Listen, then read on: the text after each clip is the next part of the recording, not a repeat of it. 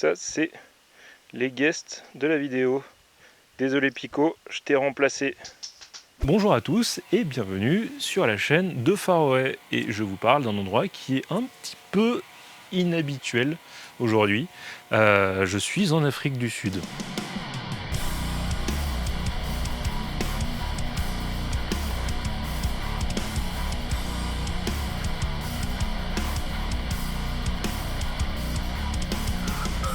Pour ceux qui connaissent un petit peu l'historique de Faroé, on est sur un projet musical qui est guidé par le voyage, qui est guidé par la nature. C'est notre source d'inspiration, c'est notre source de composition.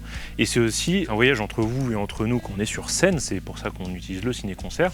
Mais c'est aussi un projet de sensibilisation à la beauté en fait, de ce monde qui est partout autour de nous et qu'on prend finalement pas tant de temps en fait, que ça à observer.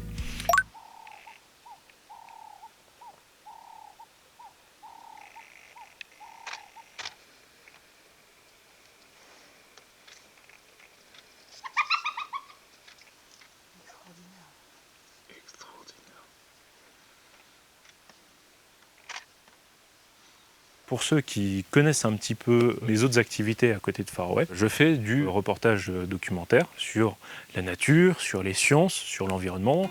Et il y a 4 ans, j'avais co-réalisé un film qui s'appelle The Fight for Rhinoceros Conservation, qu'on avait tourné en Namibie, dans une réserve privée. Et je vous en laisse un extrait ici. Southern Africa is losing 1,000 rhinos a year due to poaching.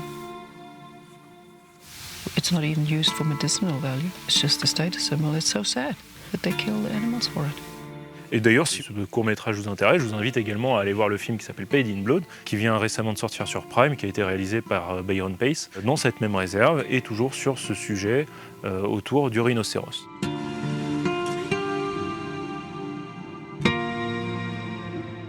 Pourquoi est-ce que je suis aujourd'hui en Afrique du Sud à vous parler de ce sujet? C'est que depuis 4 ans, depuis que j'avais co-réalisé ce documentaire, je voulais voir l'évolution du braconnage des rhinocéros, et il s'avère que rien n'a changé, au contraire, tout s'est empiré.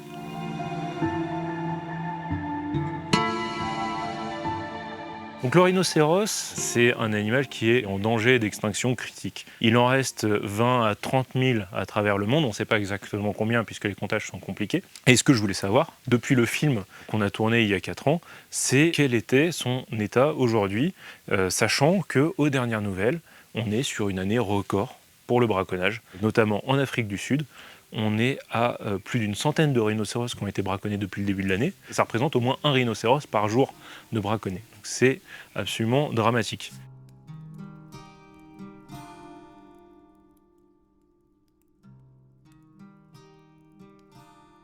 Pourquoi est-ce qu'on braconne ces rhinocéros? La raison est simple, les braconniers s'intéressent à leurs cornes. Les cornes sont utilisées en poudre, notamment dans les pays asiatiques, pour améliorer ses performances sexuelles. Sauf que ce qu'on sait de la corne, c'est que c'est de la kératine. La kératine, c'est les ongles, les cheveux. Donc vous pouvez vous ronger les ongles, vous pouvez vous bouffer les cheveux, vous allez avoir un effet divin. Je vous recommande à tous d'essayer. Scientifiquement parlant, il n'y a pas d'intérêt à consommer de la corne de rhinocéros. Et pire que ça, on tue ces animaux pour leurs cornes, alors qu'en plus, c'est comme un ongle, ça repousse. Donc c'est encore plus absurde, en fait, de voir en fait, cette pratique toujours exister aujourd'hui en 2025. Et je suis venu en Afrique du Sud avec la volonté d'observer ces animaux. Les rhinocéros, cette année, ont été principalement braconnés dans les parcs nationaux d'État, principalement à Kruger, mais également dans d'autres régions, comme le Limpopo. Et je vais vous emmener avec moi.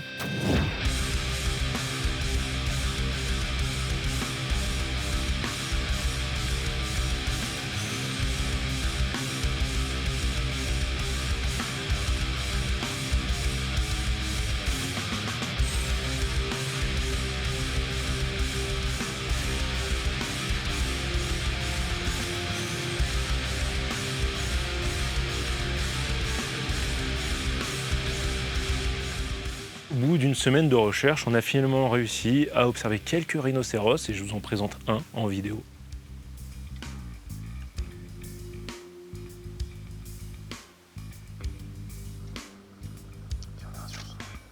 Et qu'est-ce qu'on peut voir en fait sur cet animal? C'est qu'il a une corne coupée. Et ça, c'est donc dans des réserves qui sont de la taille de celle de Kruger, donc c'est immensément grand. Il est très difficile de les suivre, tout tout simplement. Donc, plutôt que de déployer des caméras de surveillance, d'avoir des rangers qui sortent, on va surtout leur couper les cornes.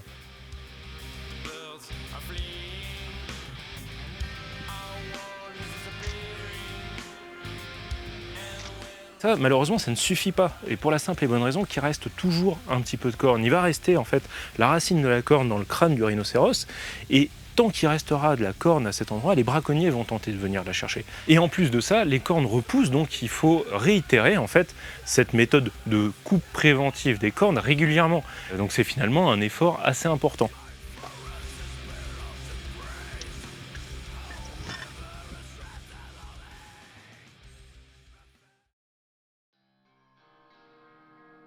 Dans d'autres régions, par exemple la région où je me trouve actuellement, qui est le Limpopo, qui est la deuxième région la plus touchée par le braconnage cette année, les réserves sont plus petites. On va plutôt mettre l'accent sur de la surveillance, avec des rangers, des patrouilles de rangers régulières, surveillance aux alentours des parcs, de la vidéosurveillance. Et ça va éviter d'écorner les rhinocéros. Pour autant, c'est pas suffisant, parce qu'ils sont quand même braconnés.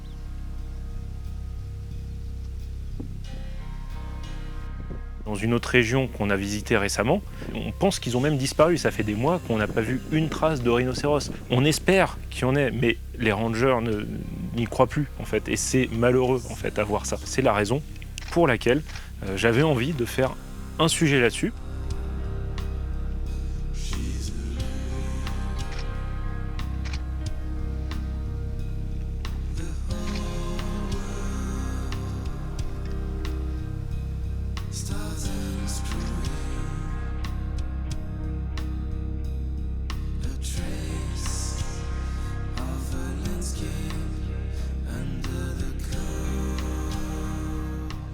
Pour l'avenir de Far Away, pour notre 3e album, c'est ce genre de sujet qu'on aimerait creuser, qu'on aimerait étudier. D'ailleurs, si ce genre de format vous plaît, il y a une deuxième histoire que j'aimerais vous raconter, donc vous me le mettez en commentaire et si j'en ai la possibilité, je vous emmènerai avec moi en ami VIP. Et par ailleurs, pour l'avenir de la chaîne, je vais mettre en place un Tipeee, donc ça c'est pour ceux qui veulent soutenir la chaîne, vous pourrez aller dessus, donc ça va pas forcément permettre de faire régulièrement des tournages comme celui-ci, qui sont dans un cadre un peu en dehors de Far Away, mais pour autant ça me tenait à cœur de ramener le sujet ici avec vous et de vous en parler, mais ça permettra de faire des sujets de plus en plus documentaires sur nous, en tout cas ce qui nous inspire pour nos compositions, pour nos textes, pour nos morceaux et pour les images qu'on pourra vous présenter en concert.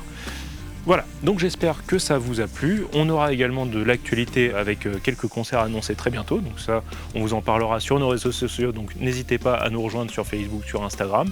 Vous pouvez vous abonner à la chaîne, vous nous laisser des commentaires, mettre des j'aime, explorer aussi nos clips. Et puis je vous dis à très bientôt. Ciao!